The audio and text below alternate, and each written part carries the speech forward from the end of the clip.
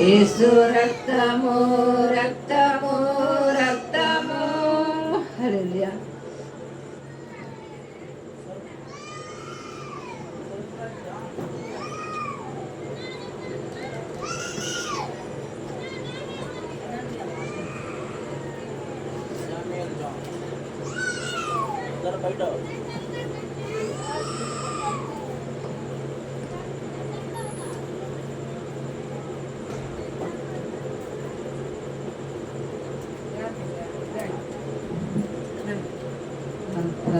అపరాధిని యేసయ్యా కృపచూపి బ్రోమయ్యా. అపరాధిని యేసయ్యా కృపచూపి బ్రోమయ్యా. నెపమెంత దయని కృపలో నెపమెంత దయని కృపలో నపరాధములను క్షమించు నపరాధములను క్షమించు.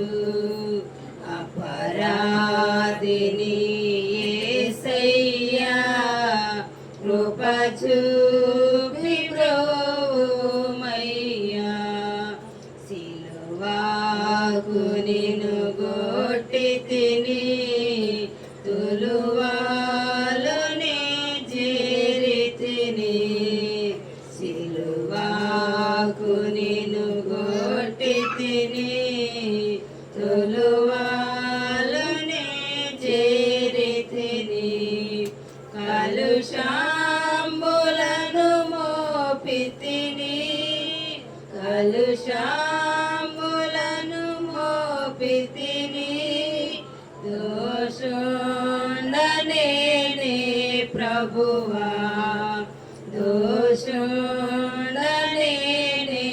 ప్రభువా. అపరాధిని యేసయ్యా కృప చూపి బ్రోమయ్యా.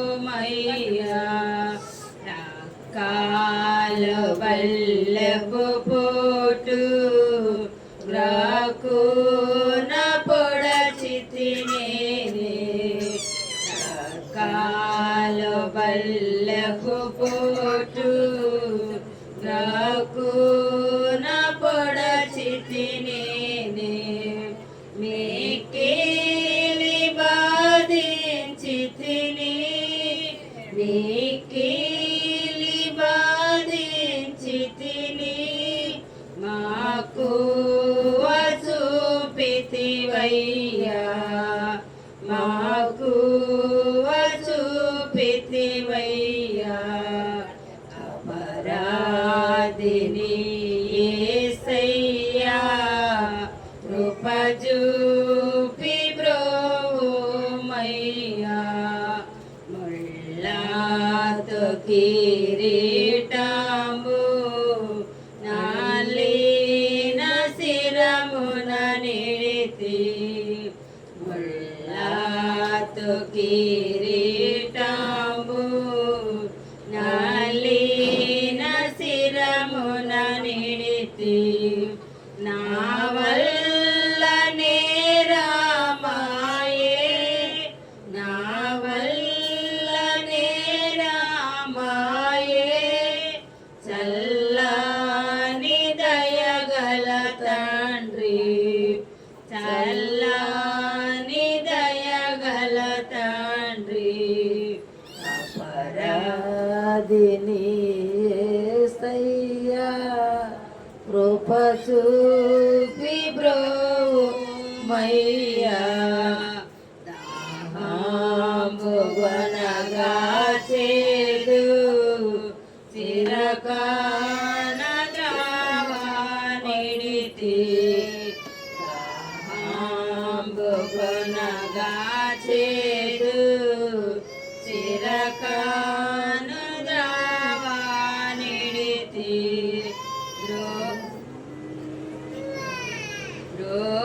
ద్రోహండనే చేసి తిని ద్రోహుండనై చేసితిని దేహాంబు గాయాంబులను దేహాంబు గాయాంబులను అపరాధిని యేసయ్యా కృప చూపి బ్రోవుమయ్యా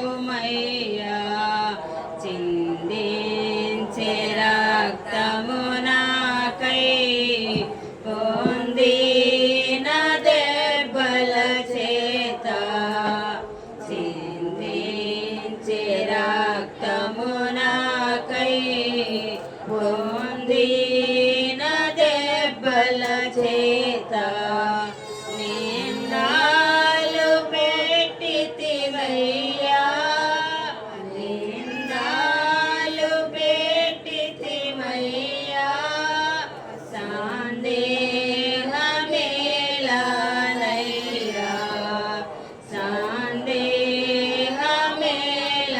సందేహమేలనయ్యా అపరాధిని యేసయ్యా కృప చూపి బ్రోవుమయ్యా.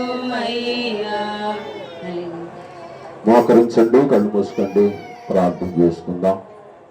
ప్రతి ఒక్కరు కూడా తరలి వంచండి, కళ్ళు మూసుకోండి, ప్రార్థన చేసుకుందాం. ఈ రాత్రికాల సమయంలో మోకరించండి, కళ్ళు మూసుకోండి, ప్రార్థన చేసుకుందాం. దేవా, మరొక దినములో నీ సన్నిధికి రావటానికి మీరు అనుగ్రహించిన ఈ శ్రేష్టమైన సమయానికే నీకు స్తోత్రాలని, మరొక దినములో మీరు అనుగ్రహించిన ఈ చక్కటి సమయాన్ని బట్టి నీకు స్తోత్రాలని, మరొక దినములో ఈ రీతిగా నీ సన్నిధికి వచ్చి ఇప్పుడు దాకా పాటలతోనూ నిన్ను స్తుతించే అవకాశం ఇచ్చినందుకు నీకు స్తోత్రాలయ్యా. ఆరాధన క్రమంలోనికి మేము వెళుతూ ఉన్నాం. ఆరాధనకు యోగ్యుడుగాను మా స్థుతులకు పాత్రుడుగాను మీరుండి క్రమంగా మర్యాదగా ప్రభువా నీ నా మహిమార్థంగా మీరు జరిగించుకోమని ప్రార్థన చేస్తున్నానని విశ్వాసంతో అందరం కూడా ప్రార్థన చేద్దాం. ఈ రాత్రి దేవుని శక్తిని అనుభవించినట్లుగా, ఈ రాత్రి బలమైన ఆత్మను దేవుడు మనకు దయచేయనట్లుగా, ఈ రాత్రి స్వస్థపరిచే ఆయన హస్తాలు మన మధ్యలోనికి వచ్చి మనలో తాకున్నట్లుగా, మన ప్రతి పాపమును మన ప్రతి శాపమును ఆయన శిలువ రక్తము ద్వారా క్షమించినట్లుగా, విశ్వాసమునకు కర్తయు దానిని కొనసాగించువాడైన యేసుక్రీస్తు ప్రభు వారి వైపు చూస్తూ మన పాపములను ఒప్పుకుందాం, మన దోషాలను ఒప్పుకుందాం, మన అవిధేయతలను ఒప్పుకుందాం, మన బలహీనతలను ఒప్పుకుందాం. దేవా, ఈ రాత్రి నన్ను క్షమించయని, ఈ రాత్రి నన్ను మన్నించయని, ఈ రాత్రి నా ఎడలా దయ చూపించని, ఈ రాత్రి నా ఎడలా కృప చూపించని, ఈ రాత్రి నీ సన్నిధి నీ ఆత్మ నాకు దయచేయండి ప్రభు అని ఈ రాత్రి కాల సమయంలో మనం అందరం కూడా ప్రార్థన చేసుకుందాం. ప్రభా, మమ్మల్ని జ్ఞాపకం చేసుకోండి అని, ప్రభా మమ్మల్ని బలపరచండి అని, ప్రభా మమ్మల్ని ధైర్యపరచండి అని, మమ్మల్ని జ్ఞాపకం చేసుకోండి అని ఈ రాత్రికాల సమయంలో మనం ప్రార్థన చేసుకుందాం. అందరం కూడా ప్రార్థన చేద్దాం, అందరం కూడా ప్రార్థన చేద్దాం, అందరం కూడా ప్రార్థన చేద్దాం. ప్రతి ఒక్కరం కూడా ప్రార్థన చేద్దాం, ప్రతి ఒక్కరం కూడా ప్రార్థన చేద్దాం, ప్రతి ఒక్కరం కూడా ప్రార్థన చేద్దాం. అందరూ కూడా త్వరలో నుంచి కళ్ళు మూసుకొని ప్రార్థన చేసుకుందాం. హల్లెలూయా స్తోత్రం, హల్లెలూయా స్తోత్రం, హల్లెలూయా స్తోత్రం, హల్లెలూయా నీకు స్తోత్రాలు. అందరం కూడా ప్రార్థన చేద్దాం.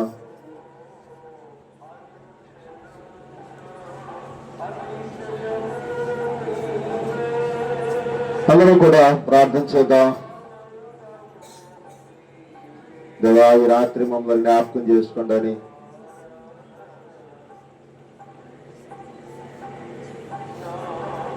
ప్రార్థన చేసుకుందాం. రాత్రి ప్రార్థన చేద్దాం.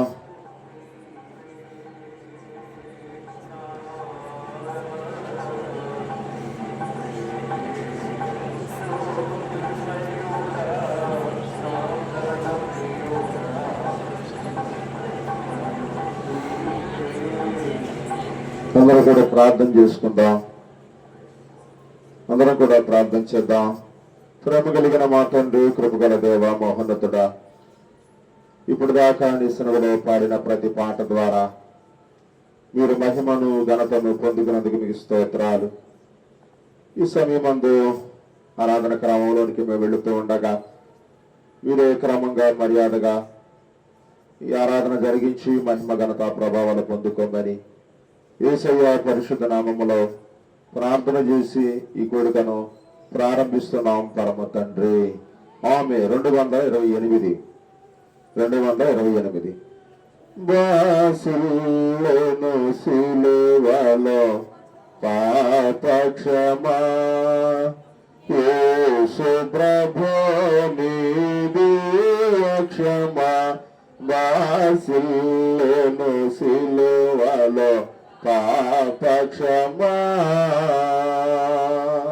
కలువరిలో నా పాపము పోంచి సిలువకు యాహుతి చేసి కలువరిలో నా పాపము పోంచి సిలువకు యాహుతి చేసి కలుషహర కరుణించితివి కలుషహర కరుణించితివి. బాసిల్లును సిలువలో పాపక్షమా ఎందులకో నాపై ప్రేమ అందదయా స్వామి నామదికి ఎందులకో నాపై ప్రేమ అందదయా స్వామి నామదికి అందులకే దయమందుకుని అందులకే దయమందుకుని. బాసిల్లును సిలువలో పాపక్షమా నామిన వారిని కాదనవనియో నమ్మదిన సగుడు నా ప్రభుడవని నామిన వారిని కాదనవనియో నమ్మదిన సగుడు నా ప్రభుడవని నమ్మితిని పాదములను నమ్మితిని పాదములను. బాసిల్లును సిలువలో పాపక్షమా యేసు ప్రభుని బాసిల్లును సిలువలో పాపక్షమా. తండ్రి యొక్కయు కుమారుని యొక్కయు పరిశుద్ధాత్మ యొక్కయు నామమున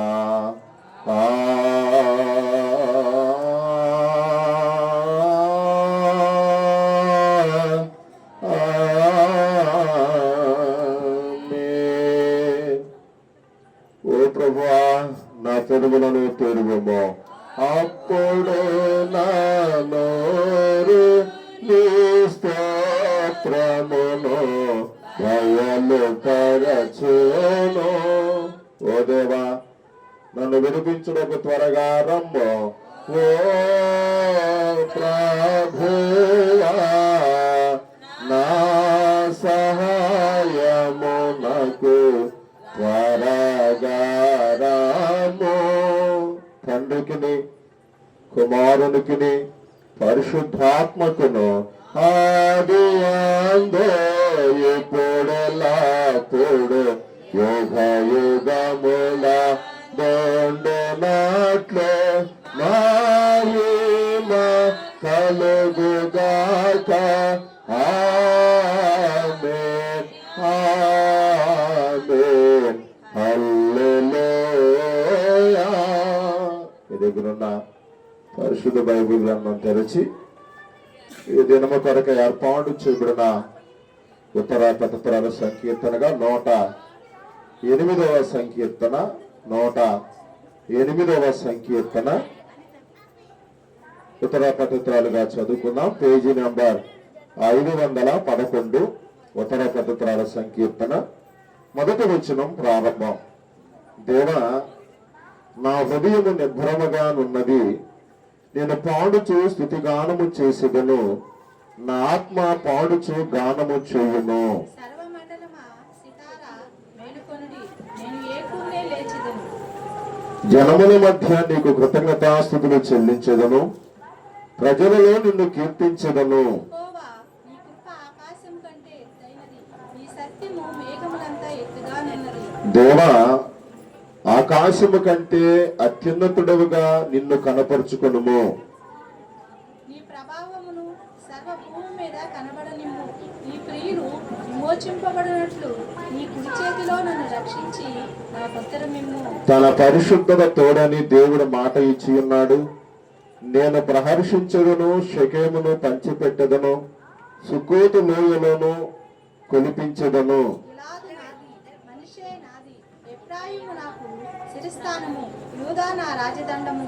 మోయాబు నేను కాళ్ళు కడుక్కొని పెళ్ళము, ఎదురు మీదకి నా చెప్పు విసిరివేయుదును.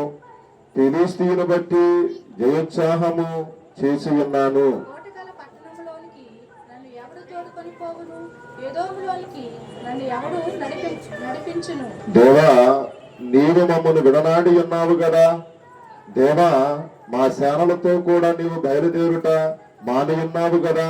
మనుషుల సహాయము వ్యర్థము, శత్రువును జయించుటకు నీవు మాకు సహాయము దయచేయు. అందరం కలిసి దేవుని వలన మేము శూరకార్యములు జరిగించదము, మా శత్రువులను అణగద్రొక్కువాడు ఆయనే. తండ్రికి కుమారునికి పరిశుద్ధ మాకును ఆది అందు ఇప్పుడు ఎల్లప్పుడు యుగయుగముల దొండనాట్లు మహిమా కలుగును గాక. ఆమేన్.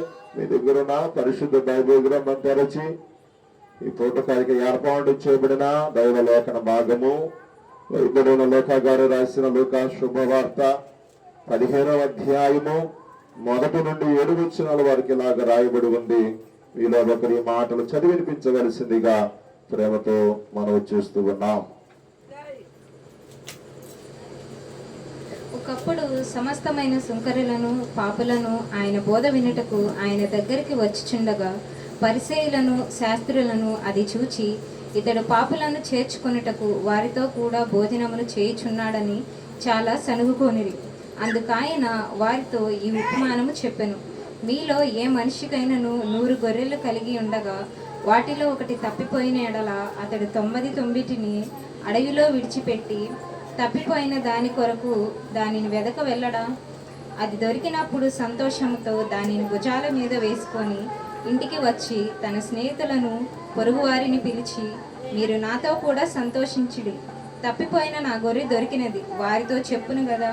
అటువలే మారు మనసు అక్కర్లేని 99 మంది నీతిమంతుల విషయమై కలుగు సంతోషం కంటే మారు మనసు పొంది ఒక్క పాపి విషయమై పరలోకమందు ఎక్కువ సంతోషము కలుగును. ఓ ప్రభువా, మమ్మను కనికరింపబో. దేవునికి స్తోత్రము కలుగుగాక. మోకరించండి, కళ్ళు మూసుకోండి. రాత్రికాల సమయంలో ప్రతి ఒక్కరు కూడా మోకరించండి, కళ్ళు మూసుకోండి, ప్రార్థన చేసుకుందాం. అందరూ కూడా తల వంచండి, కళ్ళు మూసుకోండి, ప్రార్థన చేద్దాం. ప్రతి ఒక్కరు తల వంచాలి, కళ్ళు మూసుకోవాలి, ప్రార్థన చేద్దాం. యేసయ్యా, ఈ రాత్రికాల సమయం ముందు ఈ సన్నిధికి రావటానికి మీరు వచ్చిన అవకాశానికి నీ స్తోత్రాలని, ఈ ఆరాధన అంతటి ద్వారా మీరు మహిమను ఘనతను పొందుకుంటున్నందుకు నీ స్తోత్రాలని, అటు ఇటు చూడకుండా అటు ఇటు ఆలోచన చేయకుండా దేవుసులో ఉన్నామనే భయముతో మోకరించి ప్రార్థన చేద్దాం. ప్రభా, మమ్మల్ని జ్ఞాపకం చేసుకోండి. పగలంతా నా పనుల్లో ప్రయాణాల్లో తోడుగా నీడగా ఉన్నావు. నా బలహీనతలో నాకు తోడుగా ఉన్నావు. ఒక మంచి ఆరోగ్యాన్ని ఆయుష్ను అనుగ్రహించావు. సజీవుడిగా సజీవురాలుగా నన్ను ఉంచావు. నీకు స్తోత్రాలయ్యా. ఇదిగో నాయన, ఈ మంచి దినాన్ని బట్టి మంచి సమయాన్ని బట్టి నీకు కృతజ్ఞతాస్తుతి స్తోత్రాలయ్యా. నాకు కావలసిన ఆహారాన్ని ఇచ్చావు, నాకు కావలసిన నీరునిచ్చావు, నాకు కావలసిన గాలినిచ్చావు. అందరి బట్టి నీకు స్తోత్రాలని చెప్పి అందరం కూడా ప్రార్థన చేద్దాం. అందరం కూడా ప్రార్థన చేద్దాం. అందరం కూడా ప్రార్థన చేద్దాం. అందరం కూడా ప్రార్థన చేద్దాం. అందరం కూడా ప్రార్థన చేద్దాం. అందరం కూడా ప్రార్థన చేద్దాం. అందరం కూడా ప్రార్థన చేయాలా? ప్రతి ఒక్క నోరు తెరిచి స్తోత్రం యేసయ్యా, ఈ శిలువ ధ్యానాలలో ఇటు అవకాశాన్ని ఇచ్చిన దీని స్తోత్రాలను ప్రార్థన చేద్దాం. ఈ శిలువ ధ్యానాల్లోనైనా ఈ రీతిగా నీ శిలువలో మొరపెట్టుకునే అవకాశం ఇచ్చారు. అందుకు నీ స్తోత్రాలు నోరు ఇట్లా చేయాలి. అందరూ కూడా ప్రార్థన చేద్దాం. తండ్రి నీకు స్తోత్రాలు, తండ్రి నీకు కృతజ్ఞతలు. తండ్రి పగలంతా కాపాడేవయ్యా, ఆదరించేవయ్యా, ఆశీర్వదించేవయ్యా. నీకు స్తుతి స్తోత్రాలు.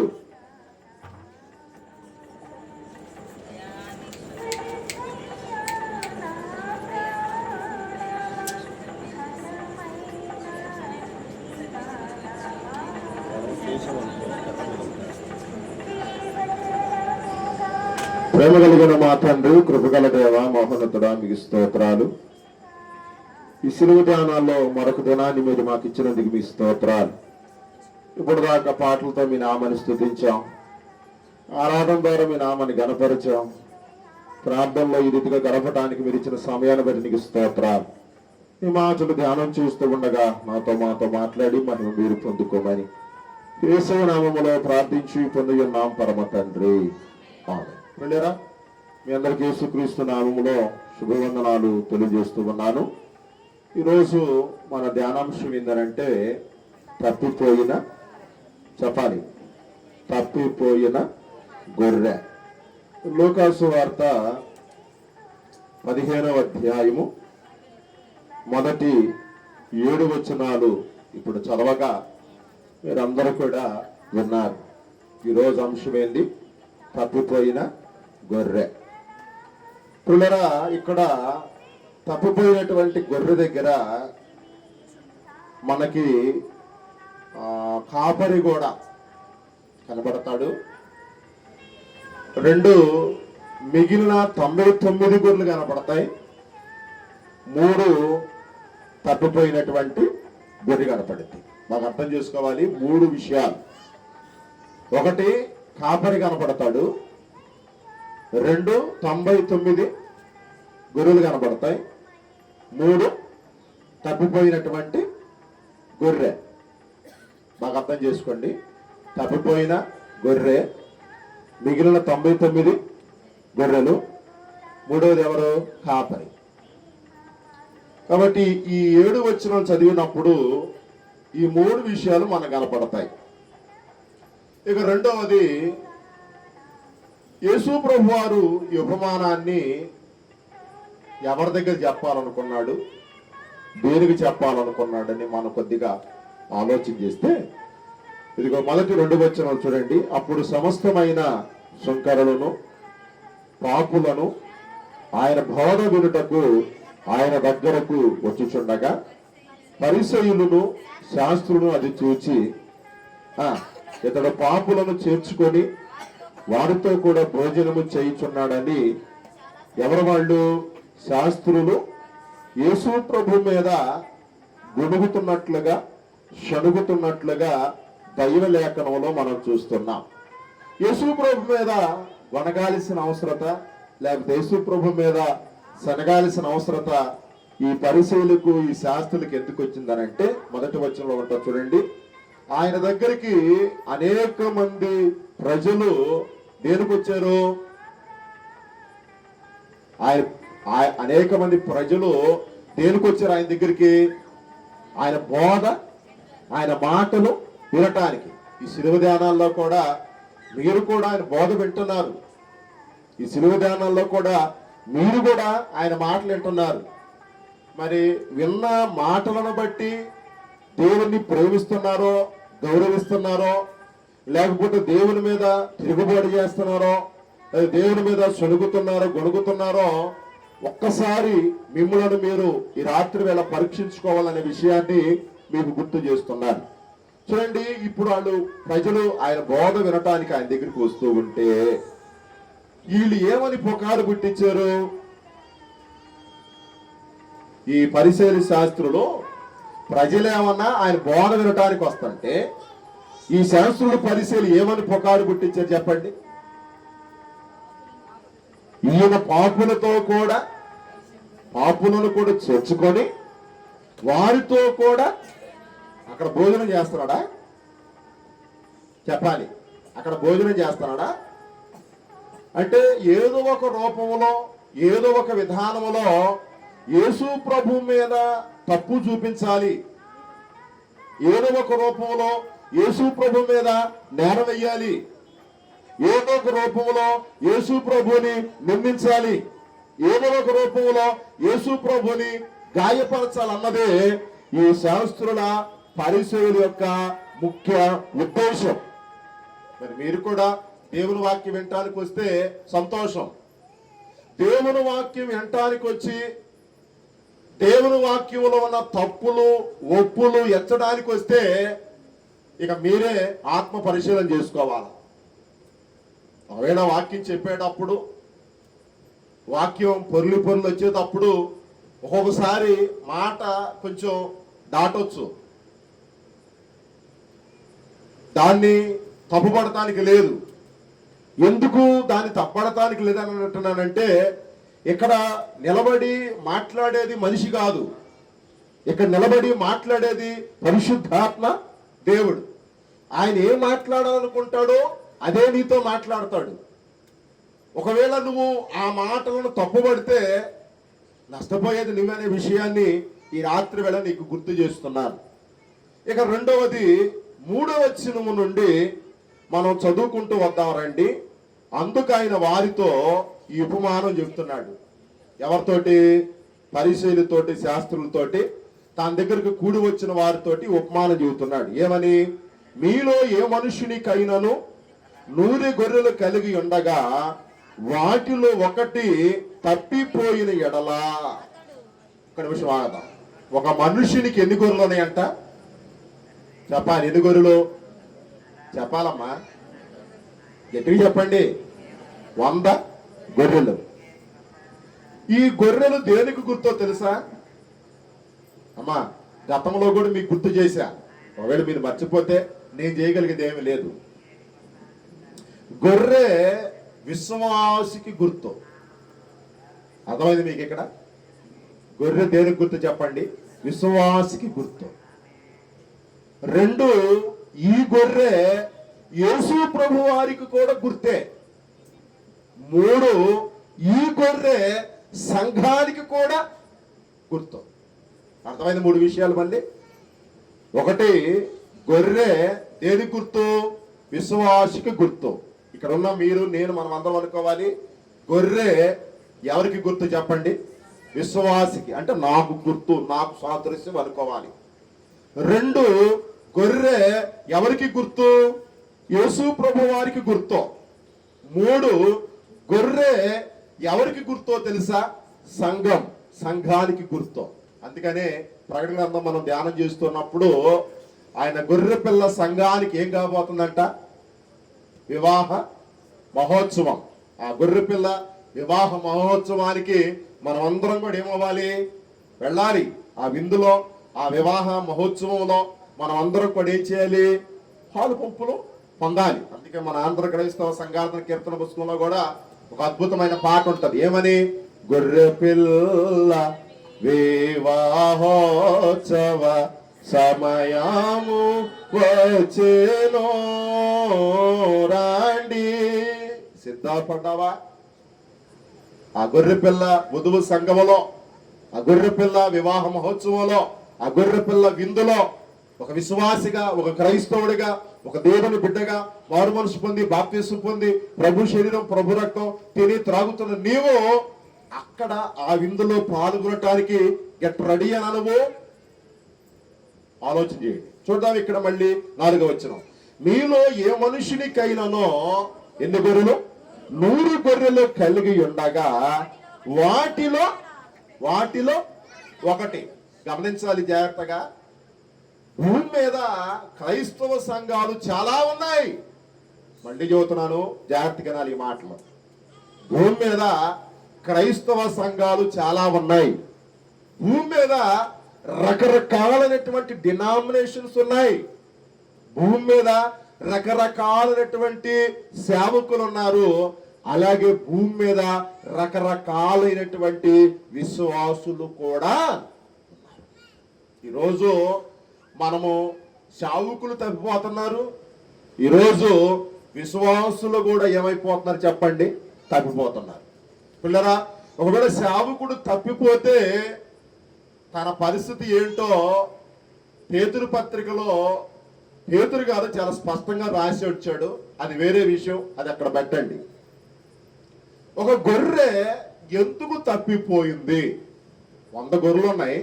ఈ 4వ వచనంలో 100 గొర్రెలు ఉన్నాయి. 100 గొర్రెలతో ఉండాల్సినటువంటి ఈ ఒక్క గొర్రె మిగిలిన 99 గొర్రెలను ఏం చేసింది?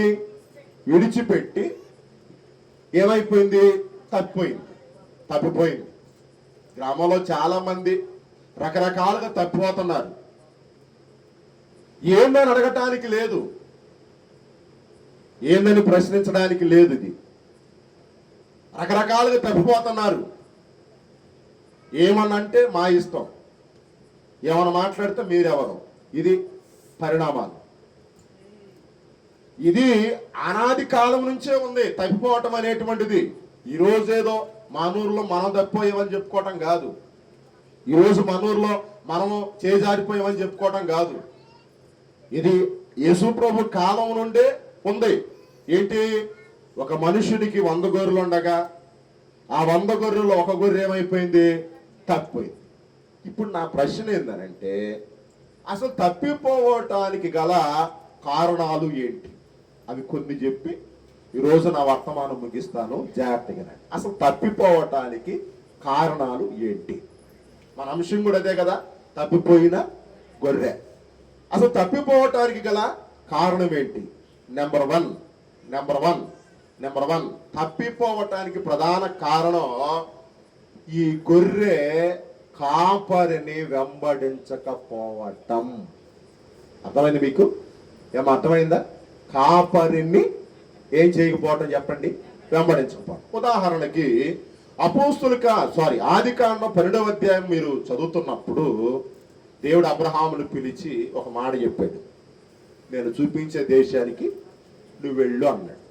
అబ్రహాం మారు మాట చెప్పాడా? నేను ఎందుకు వెళ్ళాలి, నాకేం అవసరం, నాకేం పని ఉంది అని అన్నాడా?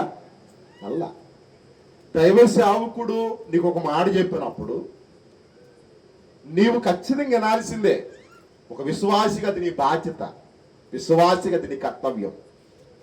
ఒకవేళ దైవజనుడి మాట విన్నావా, అది నీకు క్షేమం, అది నీకు ఆశీర్వాదం, అది నీకు లాభం. కాబట్టి తప్పిపోవటానికి ప్రధాన కారణం ఏంటంటే, ఈ తప్పిపోయిన గొర్రె కాపరిని ఏం చేయకపోవటం, పాస్టర్ గారిని, దైవ సేవకుడిని ఏం చేయకపోవటం, వెంబడించకపోవటం. రెండు ఈ తప్పిపోయిన గొర్రె సొంత మార్గాన్ని ఎన్నుకోవటం. ఒక్కోసారి సొంత మార్గాలు, కులంతో మాకేం పని, సంఘంతో మాకేం పని, లోదరణ పాస్టర్ గారితో మాకేం పని అని అంటున్నారే. మనం ఇలాంటి మాటలు వినబడుతున్నాయి చూడండి. ఇది రెండవది ఏంటంటే సొంత మార్గం. ఉదాహరణకి మన ఆంధ్రప్రదేశ్ ముఖ్యమంత్రి ఎవరు? నారా చంద్రబాబు నాయుడు. భారతదేశానికి ప్రధానమంత్రి ఎవరు? నరేంద్ర మోడీ. ఒకవేళ ఆంధ్ర రాష్ట్రంలో ఉన్న మనము ముఖ్యమంత్రి మాట వినకపోతే ముఖ్యమంత్రి ఏమని చేస్తాడు చెప్పండి? మనల్ని ఏమంటాడు? మొన్న ఒకసారి ఏదో సభలో ఆయన ప్రసంగం చేస్తుంటే అందరూ వేరే వేరే కేకలు వేసారు. వెంటనే అక్కడ ఉన్నటువంటి అధికారులను పిలిచి అధికారుల మీద, ఎమ్మెల్యేల మీద, ఎంపీల మీద, అక్కడ ఉన్న నాయకుల మీద ముఖ్యమంత్రి గారు కోపడ్డాడు. మనం ఆయన్ని ఓటేసి గెలిపించింది ఎందుకు? ఆయన మీద తిరుగుబాటు చేయటానికా? కాదుగా. ఖచ్చితంగా ఆయన మాట మనం ఏం చేయటానికి? వినటానికి. మొదటిది, కాపరిని వెంబడించకపోవటం ఈ తప్పిపోయిన గొర్రె లక్షణం. 2, సొంత మార్గాన్ని ఎన్నుకుంది. 99 గొర్రెలు వదిలిపెట్టి సొంత మార్గాన్ని ఎన్నుకుంది. ఒక్కోసారి చాలా మంది ఒంటరిగా ఉన్నప్పుడు సొంత మార్గాలను ఎన్నుకుంటా ఉంటారు. లేకపోతే ఉద్యోగాల దగ్గర సొంత మార్గాలను ఎన్నుకుంటారు. పనులకు వెళ్ళిన కాడ సొంత మార్గాలను ఎన్నుకుంటారు. వాళ్ళు అడుగుతారు పక్కన వాళ్ళు, ఎక్కడికి వెళ్ళావు అమ్మాయి, ఏంటి అని అంటే, ఎక్కడికి వెళ్ళా, ఎక్కడికి వెళ్ళా, అది సొంత మార్గం కదా. అందరూ పనికి వెళ్ళారు, అందరూ ఉద్యోగానికి వెళ్ళారు, అందరూ వ్యాపారానికి వెళ్ళారు, అందరూ కలిసి ఏం చేయాలి? పని చేయాల్సింది పోయి అందరిలో ఉండకుండా ప్రత్యేకంగా ఉన్నామంటే దాని అర్థం ఏంటి? నీ సొంత మార్గాన్ని నీవు ఏం చేసినట్టు? ఎన్నుకున్నట్టు. 3, 1 కాపరిని వెంబడించకపోవటం తప్పైన గొర్రె లక్షణం. 2, సొంత మార్గాన్ని ఎన్నుకోవటం. 3, తప్పిపోయిందనంటే దొడ్డెను చేరగలదు. అసలుకి దొడ్డెను మళ్ళీ ఆ దొడ్డి దగ్గరికి రాగలిగిద్దా? తప్పిపోయిందంటే ఒక గొర్రె ఒకసారి తిరిగి దొడ్డి దగ్గరికి రాగలిగిద్దా? ఆ మందలో 99 గొర్రెల్లో అసలు కలవగలిగిద్దా? కలవకపోగా తప్పిపోయిన ఈ గొర్రె ఒంటరిది అయిపోయింది కదా. ఆ అరణ్యములో ఏమేస్తా ఉంటది? కేకలు. ఒంటరిగా ఉండి అరణ్యములో ఏమేస్తా ఉంటా చెప్పండి? కేకలు. ఈ కేకలు ఎవరికి వినపడతాయి? ఈ అరణ్యములో ఈ తప్పిపోయిన గొర్రె కేకలు వేస్తా ఉంటుంది. మ్యా మ్యా అని కేకలు వేస్తా ఉంటాయి. ఈ కేకలు ఎవరికి వినపడతాయి? ఆ అరణ్యములో ఉన్న పులులకి, ఆ అరణ్యములో ఉన్న సింహాలకి, ఆ అరణ్యములో ఉన్న విష జంతువులకి వినపడి, ఎక్కడో దాక్కున్నటువంటి పులులు సింహాలు సైతం ఒక గొర్రె మనకి ఆహారంగా ఏమైంది? దొరుకుతుందని అవి ఏమవుతాయి చెప్పండి? సంతోషిస్తాయి. అంటే తప్పిపోయినటువంటి గొర్రెకి ప్రాణహాని ఉంటది. ప్రాణహాని. నిన్నటి దినాన మరి పగడాల ప్రవీణ్ కుమార్ పాస్టర్ గారు ఎక్కడో హైదరాబాదులో కడపలో పుట్టాడు. ఆయన అసలు ఎక్కడ పుట్టాడు చెప్పండి? కడపలో పుట్టాడు. వాళ్ళ నాన్న ఒక ముస్లిం. వాళ్ళ నాన్న ఎవరు చెప్పండి? ఒక ముస్లిం. వాళ్ళమ్మ ఒక ఆర్సిఎం సిద్ధాంతం కలిగినటువంటి స్త్రీ. ఒక ముస్లిం వ్యక్తిని ఈ ఆర్సిఎం సిద్ధాంతం కలిగినటువంటి ఆమె పెళ్లి చేసుకుంది. ఆ దంపతులకు పుట్టినటువంటి వాడే ఈ పగడాల ప్రవీణ్ కుమార్. ఇలాంటి ఆయన మరి యేసు ప్రభువుని నమ్ముకొని మతాల మీద, కులాల మీద, భగవద్గీతల మీద, ఖురాన్ మీద, బైబిల్ మీద రకరకాలుగా రీసెర్చ్లు చేసేటువంటి దైవ సేవకుడు. ఎన్నో సంఘాలు, ఎన్నో మంది విశ్వాసుల్ని బలోపేతం చేస్తున్నటువంటి దైవజనుడు. మరి ఎంతో మంది అనాథులను చేరదీస్తున్నటువంటి దైవ సేవకుడు. భార్య, బిడ్డలు, కుటుంబం కలిగినటువంటి గొప్ప వ్యక్తి. మంచి ఆత్మీయుడు, మంచి క్రైస్తవుడు, మంచి విశ్వాసి. మరి నిన్నటి దినాన రాజమండ్రి ఆ చుట్టుపక్కల ప్రాంతాల్లో వాక్యం చెబుతానికి హైదరాబాద్ నుండి వస్తే ఎవరో దుండగలు ఆయన మీద ఏం చేశారు చెప్పండి? దాడి చేసి ఆయన ఏం చేశారు చెప్పండి? చంపేసేసారు. అంటే తప్పిపోయినటువంటి గొర్రెకి ఏముంది? ప్రాణహాని. నీవు కూడా సంఘంలో నుంచి తప్పిపోతే, సేవకుడి దగ్గర నుంచి తప్పిపోతే, మిగిలిన 99 గొర్రెల నుండి తప్పిపోతే, ఆ గొర్రెకు ఏ రీతిగా ప్రాణహాని ఉందో, ప్రాణానికి ప్రమాదం ఉందో, ప్రాణానికి ముప్పు ఉందో, అలాగే తప్పిపోయినటువంటి గొర్రెకు కూడా ఏముంది చెప్పండి? ప్రాణహాని ఉంది. 4వది మనం చూస్తే 5వది, తప్పిపోయిందనంటే అది అడవిలో ఏడుస్తూ ఉంటది. చూడండి, ఒక్కోసారి సంఘంలో మనం ఒంటరివాళ్ళం అయిపోతాం. ఆ ఒంటరితనమే ఇళ్లలో కూడా ఏర్పడింది. ఒక్కోసారి మనం ఏమనుకుంటామంటే, అరే నాకెవ్వరు లేరా, మనకెవ్వరు లేరా అని అనుకుంటాం. నువ్వు ఇక్కడున్న మీ అందరికి ఒక సేవకుడిగా నేను చెప్పేది ఏంటంటే, నేను ఆర్థికంగా మీకేం 100, 1000, 2000 ఇవ్వలేకపోవచ్చు. కానీ మీ ప్రార్థన అవసరత ఏదన్నా ఉంటే మాత్రం మీ కొరకు దేవుని సన్నిధిలో ప్రార్థన చేయడానికి ఒక ఆత్మీయ సేవకుడిగా నేను ఎప్పుడు రెడీ. అర్ధరాత్రుల్లో కూడా ఫోన్ చేసిన, పిలిచిన, ఎనీ టైం నేను వచ్చి మీకోసం ఏం చేస్తాను, ఇది మీరు మర్చిపోమా. నాకు ఎవరు లేరు అనుకోమాక. ఒకవేళ పక్కింటామి నీకు లేకపోవచ్చు, ఎదురింటాయని నీకు లేకపోవచ్చు, పక్క సహోదరు నీకు సహాయపడే వ్యక్తి లేకపోవచ్చు, పక్కోళ్ళు నిన్ను ఆదుకోలేకపోవచ్చు. కానీ ఒక దైవ సేవకుడిగా, అమ్మా అయ్యా మీకోసం ప్రార్థన చేయడానికి, నీ ఆత్మీయ క్షేమం కోసం, నీ ఆత్మీయ అభివృద్ధి కోసం, నువ్వు ఆత్మీయంగా దేవుళ్ళు బలపడటం కోసం, నీ కొరకు ప్రార్థన చేయడానికి నా కుటుంబం ఎప్పుడు కూడా సిద్ధమే. మేము మీ వెనకాల ఉన్నాం, మేము మీకు భరోసాగా ఉన్నాం. ఇది మీరు మర్చిపో. ఇది మీరు ఎప్పుడు కూడా ఏం చేయదు చెప్పండి, మర్చిపో. కాబట్టి తప్పిపోవటానికి గల కారణాలు ఇంకా చాలా ఉన్నాయి. ఇవి మెయిన్గా ఈ రాత్రి తప్పిపోవటానికి ప్రధాన కారణాలుగా మీకు నేను గుర్తు చేస్తున్నాను. ఇప్పుడు యేసు ప్రభు వారు మరి తప్పిపోయినటువంటి యేసు ప్రభు వారి గొర్రెకి సాదృశ్యం అని చెప్పాను కదా. ఒక మాట చూడనా, ఒక మాట చదువు. యోహాను సువార్త 1వ అధ్యాయము 29వ వచనంలో అంత శ్రేష్టమైన మాట ఉందో చూడనా. యోహాను సువార్త 1వ అధ్యాయము 29వ వచనం. 29వ వచనం. మరునాడు యోహాను యేసు తన యొద్దకు రాగా చూచి, ఇదిగో లోక పాపములను మోసుకుని పోవు దేవుని. ఎవరు యేసు ప్రభువా చెప్పండి? లోక పాపములను మోసుకొని పోయే దేవుని గొర్రె పిల్ల. నేను చెప్పా, మనం ఎవరమనంటే గొర్రెలు అని చెప్పా. మనం ఎవరమనంటే ఇదిగో ఈ తప్పిపోయినటువంటి గొర్రె ఎలాంటిదో మనం కూడా అలాంటి వాళ్ళం అని చెప్పా. ఇప్పుడు యేసు ప్రభు వారు మన కోసం ఏం చేస్తున్నాడో తెలుసా? యెషయా గ్రంథము 53వ అధ్యాయము 6వ వచనం. యెషయా గ్రంథము 53వ అధ్యాయము 6వ వచనం చూద్దాం. అందరి మాటలు తీయండి. యెషయా గ్రంథం 53వ అధ్యాయము 6వ వచనం. మనమందరము గొర్రెల వల్ల ఏమైపోయాం? ఆ తప్పిపోయిన గొర్రె ఎలా తప్పిపోయిందో ఈరోజు మనం అందరం కూడా గొర్రెల వల్ల ఏమైపోయాం చెప్పండి? తప్పిపోయాం. నీకు తెలియదు నువ్వు తప్పిపోయావు. నీకు తెలియదు నువ్వు తప్పిపోయావు. అయ్యా నువ్వు చాలాసార్లు తప్పిపోయావు. నేను చాలాసార్లు తప్పిపోయా. ఇగో దావీదు మహారాజు లాంటి వాళ్ళు తప్పిపోయారు. సౌలు మహారాజు లాంటి వాళ్ళు తప్పిపోయారు. చాలా మంది భక్తులు సైతం తప్పిపోయారు. కానీ బైబిల్ చెబుతూ ఉంది 6వ వచనం, మనమందరము గొర్రెల వల్ల ఏమైపోయాం? త్రోవ తప్పాం.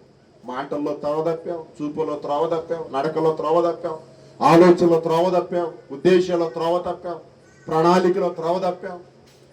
చాలా విషయాల్లో మనం అందరం ఏమైపోయి చెప్పండి? త్రోవ తప్పాం. మనలో ప్రతి వాడును తనకిష్టమైన త్రోవ. ఈ రోజుల్లో ఎవరిష్టం వాళ్ళదైపోయింది, ఎవరి రాజ్యం వాళ్ళదైపోయింది, ఎవరి మాట వాళ్ళది, ఎవరి పలుకు వాళ్ళదైపోయింది.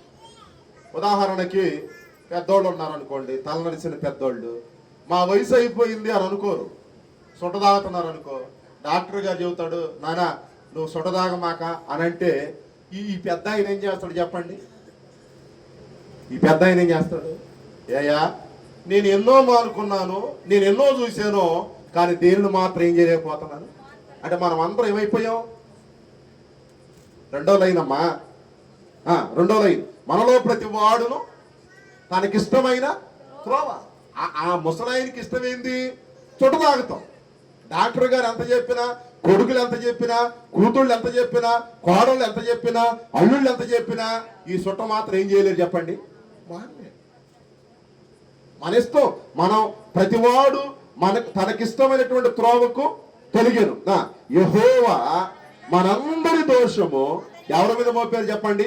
యేసు. నువ్వు తప్పిపోయావే, నువ్వు జారిపోయావే, నీవు పనికిమాలిన కార్యక్రమాలు, పనికిమాలిన చేష్టాలు చేసేవే, దాని విషయమై నీకు రావాల్సిన శిక్ష, నాకు రావాల్సిన శిక్ష, మనకు రావాల్సిన శిక్ష ఎవరి మీద వేసారు? తండ్రి అయిన దేవుడు యేసు క్రీస్తు మీద వేశాడు.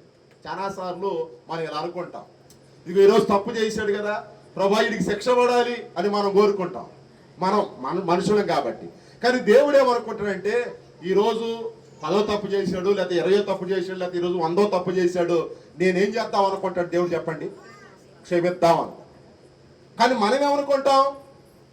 లేదు లేదు వాడికంటే ఏం పడాలి? శిక్ష పడాలి. మనిషికి దేవునికి ఎంత తేడా చూడండి. అంటే మనకు రావలసిన శిక్షని, మన మీద పడాల్సినటువంటి శిక్షని తండ్రి అయిన దేవుడు ఆ శిక్ష ఎవరి మీద వేశారు? ప్రభు అయినటువంటి యేసుక్రీస్తు మీద. మరి యేసుక్రీస్తు మీద ఎందుకు వేసాడు ఆయన? ఇప్పుడు మన మీదకి రావాల్సిన శిక్షని తండ్రి అయిన దేవుడు యేసుక్రీస్తు మీద ఎందుకు వేశాడు అని అంటే, యోహాను సువార్త 10వ అధ్యాయము 11వ వచనం. ఈ ఒక్క మాట చదివి నేను ముగిస్తాను, రండి. యోహాను సువార్త 10వ అధ్యాయము 11వ వచనం. 10వ అధ్యాయము 11వ చరణాన్ని చదువుదాం, రండి. నేను గొర్రెలకు మంచి కాపరిని. మంచి కాపరి గొర్రెల కొరకు ఏం పెట్టేవాడు చెప్పండి? ప్రాణం. నువ్వు ఎక్కడెక్కడ తప్పిపోయావో నీ వెనకాలే వచ్చేవాడు ఎవరో? మీ పాస్టర్ గారా? నీ వెనకాల వచ్చేది మీ ఆయన? నీ వెనకాల వచ్చేది నీ పిల్లల? నువ్వు ఎక్కడికి వెళ్తే అక్కడికి నీ వెనకాల వచ్చేది ఎవరు? నీ కాపరమ్మా. చూడు మళ్ళీ 11వ వచనం చదువు తల్లి. నేను గొర్రెలకు మంచి కాపరిని. మంచి కాపరి గొర్రెల కొరకు ఏం పెట్టాడు? ప్రాణం. నీ కొరకు ప్రాణం పెట్టింది ఆయనే. నీ కొరకు ప్రాణం పెట్టింది ఆయనే. ఒక మాట చెబుతానండి, నన్ను ప్రజలు మోసం చేశారు, మిమ్మల్ని మీ వాళ్ళు మోసం చేశారు, మిమ్మల్ని మీ బంధువులు మీ రక్త సంబంధికులు ఆఖరికి నిన్ను కన్న తల్లి తండ్రి సహితం నిన్నేం చేశారు చెప్పండి? మోసం చేశారు. అని యేసు ప్రభువు వారు ఏ రోజైనా మోసం చేశాడా? ఒకవేళ మోసం చేశాడు అనుకుందాం, నువ్వు ఇక్కడ కూర్చుంటావా? చచ్చినా కూడా ఆ చర్చికెళ్ళవు, చచ్చినా కూడా ఆ మాటలో ఏనో. అంటే దీన్ని బట్టి మనం అర్థం చేసుకోవాలి, యేసు ప్రభు వారు మోసగాడు కాదు. మరి ఎవరు మోసగాళ్ళు? తప్పిపోయామే, చేజారిపోయామే, మందలో నుండి బయటికి వెళ్ళిపోయామే, కాపరిని విడిచిపెట్టేసామే, కాపరిని వెంబడించలేకపోయామే, ఎవరు సొంత మార్గాలు ఎన్నుకున్నావే మనమే. కాబట్టి రాత్రికాల సమయంలో ఆనాడు ఎలాగైతే గొర్రె తప్పిపోయిందో మరలా కాపరి ప్రేమ కలిగి ఏం చేశాడో చూడండి.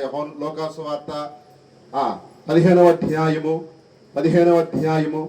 చూడండి. 15వ అధ్యాయము 4వ వచనం చూద్దాం, రండి. 4వ వచనం. మీలో ఏ మనుషుడికైనాను 100 గొర్రెలు కలిగి ఉండగా వాటిలో ఒకటి తప్పిపోయినప్పుడు అతడు 99 అడవిలో విడిచిపెట్టి తప్పిపోయినది దొరుకు వరకు దానిని యేసయ్య తప్పిపోయిన గొర్రె కోసం వెతకటానికి వచ్చినాడు. అమ్మా, ఎన్ని గొర్రెలు వదిలిపెట్టాడు?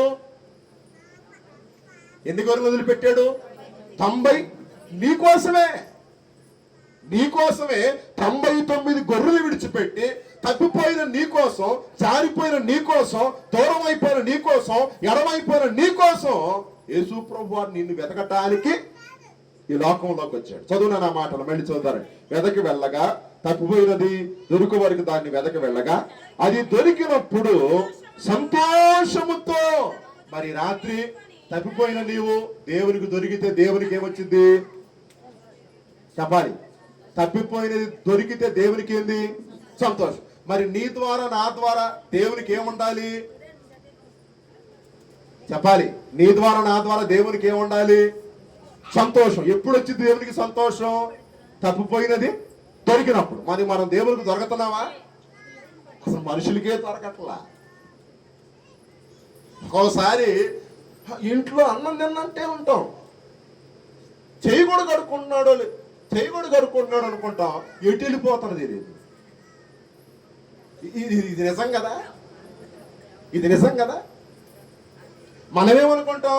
అన్నం తింటానే ఉంటాం, వండాడు కావాలా, వంద కావాలా, చేయి కడుక్కుందిగా. తీరా ఎవరో వచ్చి చెబుతారు, మీ ఓడు మీ అమ్మాయి ఎక్కడుంది? బాయి కాడ ఉంది. ఇప్పుడేగా చెయ్య నారిందా?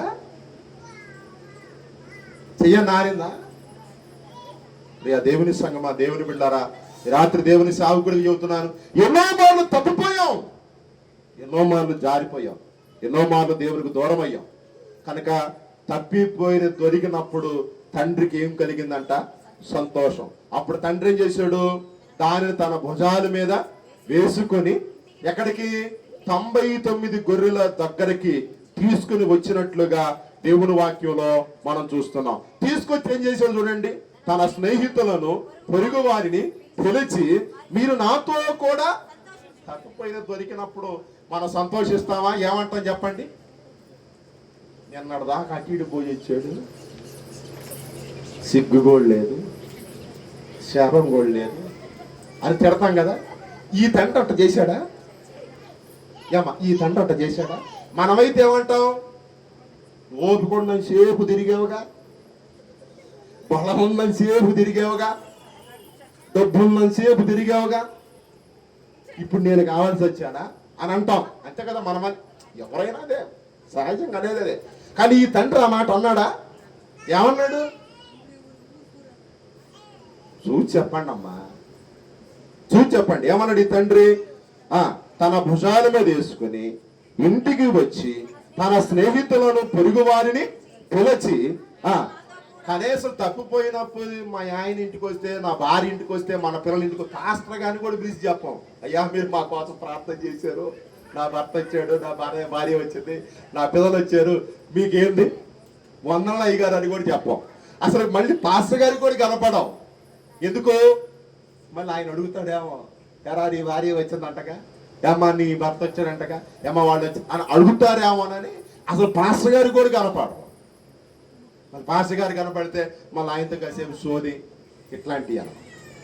కానీ ఇక్కడ అది లేదు. చూడండి, ఇక్కడ ఉన్న మాట, తన స్నేహితులను పొరుగు వారిని పిలిచి మీరు నాతో కూడా సంతోషించండి, తప్పిపోయిన నా గొర్రె దొరికినదని వారందరితో. ఏ విషయాల్లో మీరు తప్పిపోయారో, ఏ విషయాలు జారిపోయారో, మీ తప్పు తెలుసుకుని, మీ పొరపాటును తెలుసుకుని, మీ బలహీనతలు తెలుసుకుని, మీ అవిధేతలు తెలుసుకుని మళ్ళీ దేవుని దగ్గరికి రండి, దేవుని ఆశీర్వాదాలు పొందుకుని. అంటే కృపా పరిశుద్ధ ఆత్మ దేవుడు మీకు నాకు మనందరూ దయచేయను గాక. ఆమె సమస్త జ్ఞానానికి మించిన దేవుని సమాధానం యేసుక్రీస్తు వల్ల మీ హృదయాలకి తలంపడికి కావలి ఉండెను గాక. ఆమె జ్యోతిగా మము చేయమో దేవా, ఈ లోకమున నీ ఖ్యాతి నిలుపుగా చేయమో దేవా, జ్యోతిగా మము చేయమో దేవా, ఈ లోకమున నీ ఖ్యాతి నిలుపుగా చేయమో దేవా, జ్యోతిగా మము చేసి మాలో క్రీస్తు మార్గము బయలు పరచి, నీతి ప్రేమల తోడ హృదయము నింపి నడిపించుమయ్యా, జ్యోతిగా మము చేయమో దేవా, ఈ లోకమున నీ ఖ్యాతి నిలుపుగా చేయమో దేవా, మా కుటుంబములోన నీ వెలుగు ప్రసరించునట్లుగా నాదు బ్రతుకును శుద్ధి చేయుమయ్యా, మా కుటుంబములోన నీ వెలుగు ప్రసరించునట్లుగా నాదు బ్రతుకును శుద్ధి చేయుమయ్యా, మా కుటుంబములోని వారలు మానకను నీ వెలుగు చూపగా, మమ్ము నీ మార్గంబునందున మనుపు పరిశుద్ధాత్మ నిడుమ, జ్యోతిగా మము చేయుమో దేవా. అందరూ కూడా తల వంచండి, కళ్ళు మూసుకోండి. దేవా, నేను ఏ విషయాలు తప్పిపోయానో, నేను ఏ విషయాలు జారిపోయానో, దేవా ఏ విషయాలు నేను వైదొలిగానో, ఎక్కడెక్కడ నేను పడిపోయాను, ఎక్కడెక్కడ నీకు దూరం అయ్యానో, ఇదిగో నీ సేవకుడు ద్వారా నాతో మాట్లాడినందుకు నీకు స్తోత్రాలు. ఇక ఏ విషయంలో కూడా నేను తప్పిపోకుండా, జారిపోకుండా, పడిపోకుండా క్రమమైన విశ్వాసిగా, క్రమమైన క్రైస్తవుడిగా, క్రమమైన బిడ్డగా ఉండటకు నీ కృప నాకు దయచేయమని, రేపు ఆరాధన కొరకు సిద్ధపరచమని మీకే వందనాలు, స్తుతి స్తోత్రాలు చెల్లిస్తూ మమ్మల్ని అందరం ముట్టి తాకి స్వస్థపరచమని యేసు నామములో ప్రార్థించి పొందున్నాం పరమ తండ్రి. లోకమందున మా తండ్రి, నీ నామం పరిశుద్ధపరచబడును గాక, నీ రాజ్యం మాకొచ్చును గాక, నీ చిత్తం పరలోకమందు నెరవేరినట్టు భూమి యందు నెరవేర్చబడును గాక. మన హారణుడు మాకు దయచేయము, మళ్ళీ అపరాధములు చేసిన వారిని మేము క్షమించిన ప్రకారం మా అపరాధాలు క్షమించి, చెడులతో ఆ దుష్టుడు తప్పించి రాజ్యము, శక్తి, మహిమ నిరంతరం నీవే నాము తండ్రి. తండ్రి, కుమార, పరిశుద్ధాత్మ త్రియేక దేవుని దీవెనలు ఈ రాత్రి శిలువ ధ్యానానికి వచ్చిన మీకు, మీ కుటుంబాలతో నడిపించి కాపాడుగాక. తండ్రికి సుతునికి పరిశుద్ధాత్మకును కలుగుగా మహిమా తరగాక సదాకాలం యుగాయుగముల నాకును కలుగునా. మీ అందరికి వందనాలు. దేవుని దీవించి ఆశీర్వించుగాక. రేపు కలుసుకుందాం. అంతవరకు దేవుని మహాకృప మీకు తోడైంది కాక. God bless you.